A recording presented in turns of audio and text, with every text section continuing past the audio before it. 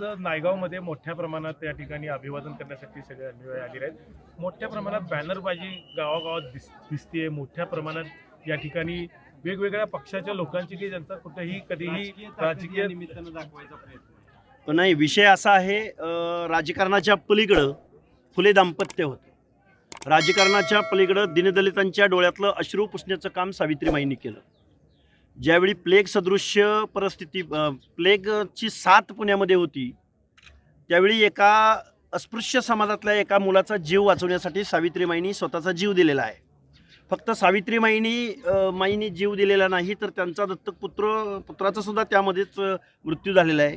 कृष्णाजी मेघाजी लोखंडे या कामगार नेत्यांचा, महात्मा ज्योतिराव फुलेंच्या सहकार्याचा सुद्धा प्लेगच्या साथीमध्ये सेवा शुश्रूषा करत असताना त्यात या 3 लोकांचा मृत्यू झालेला आहे। असं हे सामाजिक कार्य करणारे फुले दाम्पत्य राजकारण करणाऱ्या लोकांनी जरूर करावं।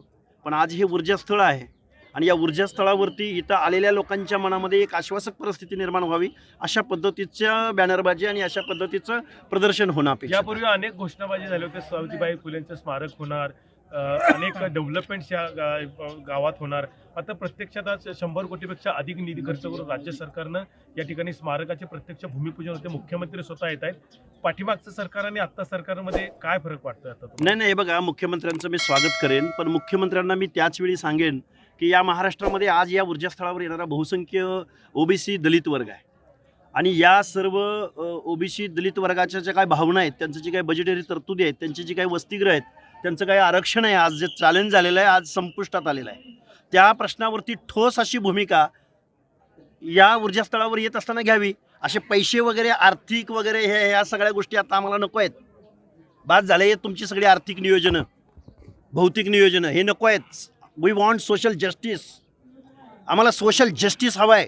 आज पुणे पिंपरी चिंचवड महानगरपालिका किंवा आमची छत्रपती संभाजीनगरची महानगरपालिका आज मूळ ओबीसी जो सामाजिक न्यायाच्या प्रतीक्षेत आहे, हद्दपार झाला आहे।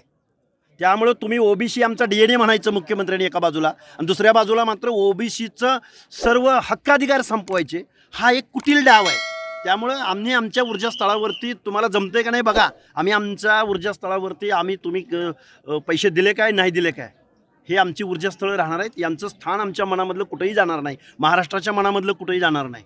पण आम्हाला जे हवं आहे, जे शोषित वंचित पीडिताला हवं आहे, महाराष्ट्र कोणतं आहे आणि तुम्ही नक्की काय करताय, या गोष्टीची उत्तरं पण आम्हाला महाराष्ट्रातल्या जनतेला दिली पाहिजेत। तुम्हाला आनंद आहे का कोट्यावधी रुपयाचा निधी इथं दिलाय? नाही, कोट्यावधीचा निधी आला पाहिजे, त्यामध्ये आमच्यावर काही उपकार करत नाहीत ही लोक।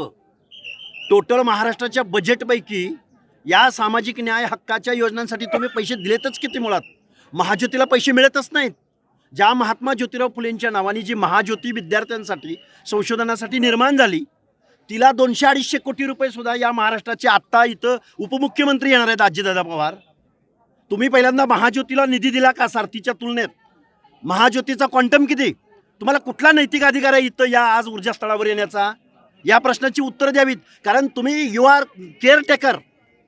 तुम्ही इथं तुमचा लांबजाम आणि तुमचं राजकारण करायसाठी जर ऊर्जास्थळावर येत असाल तर खबरदार। दोष फक्त अजित पवारांचा? अजित पवार असोत की मुख्यमंत्री असोत, अजित पवार कोणाच्या मंत्रिमंडळात आहेत?